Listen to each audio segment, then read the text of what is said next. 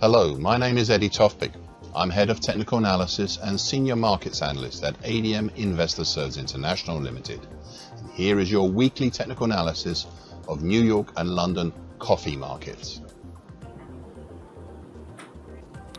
New York coffee futures. My apologies once again for this messy and complicated looking daily chart. I assure you that it's necessary for me to interpret where we have been, where we are now, and what the opportunities may be ahead. Hopefully things may be becoming a little clearer in the not too distant future.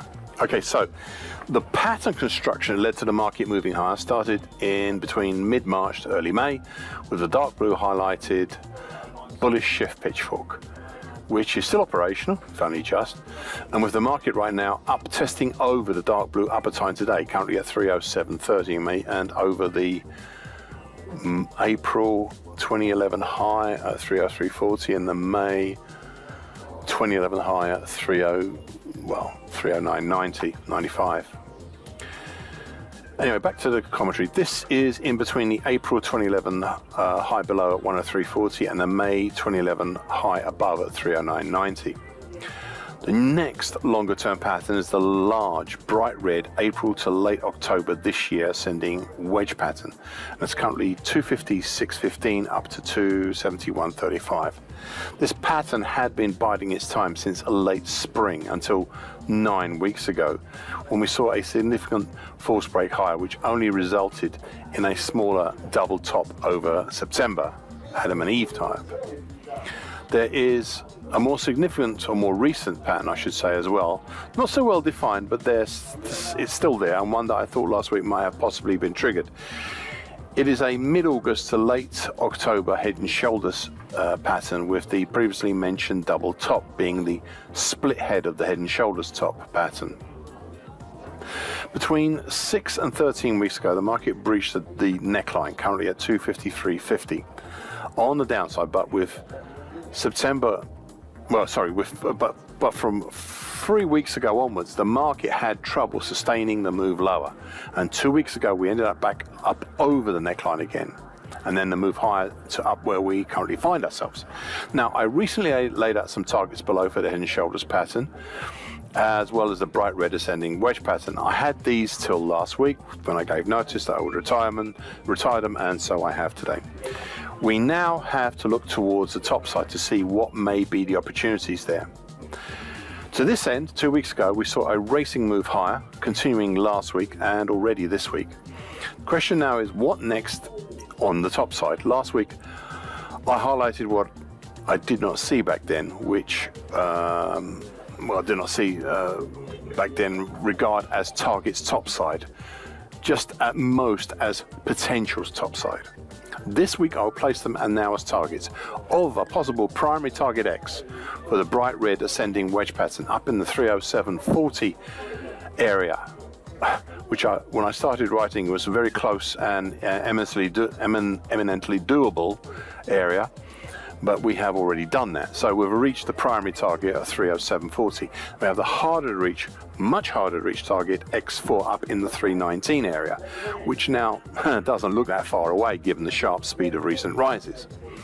Then there's one final thing I'd like to highlight that this sharp move higher has allowed, that I spoke about last week, and I quote, the possibility that we may have a monthly key reversal here for November. Thus, if we close on Friday next week, so that is this coming Friday, the 29th of November, either over 267.95 or under 245.5, then we'll be on. Right now, we're looking at a monthly key reversal up, and that's the end of the quote, and we're still looking very much at a monthly key reversal up here for November, but we still have the rest of this week the days to go.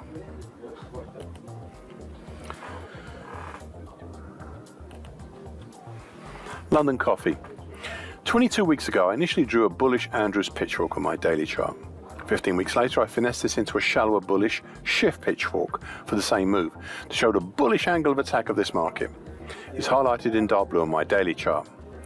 The latest effort by the market, today even, has seen prices push up over the upper time, currently at 52.03, for the first time since the failed attempt over late August to very early October.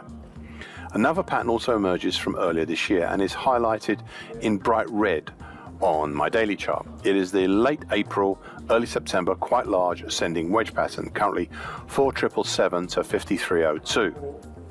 The lower trend line had been reinforced and also helped in reinforcing both the dark blue middle time and the medium moving average. Last week, prices finally established themselves over the triumvirate of the dark blue middle time, the medium moving average, and the bright red lower time. And this week are looking up towards, well, they're testing at the moment, the bright red upper trend line, though we haven't as yet. We've just about breached it. We've barely breached it.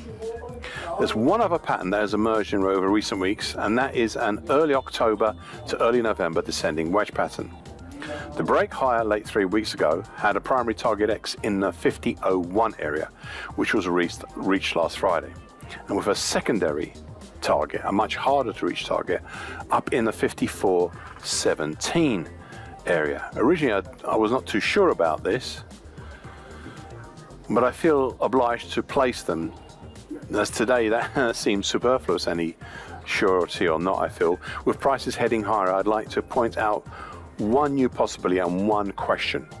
The possibility is that we have set up the conditions for a monthly key reversal here for November. So if on Friday night, which is the 29th of November, we close either over 52.25 or under 43.69, then we'd be on.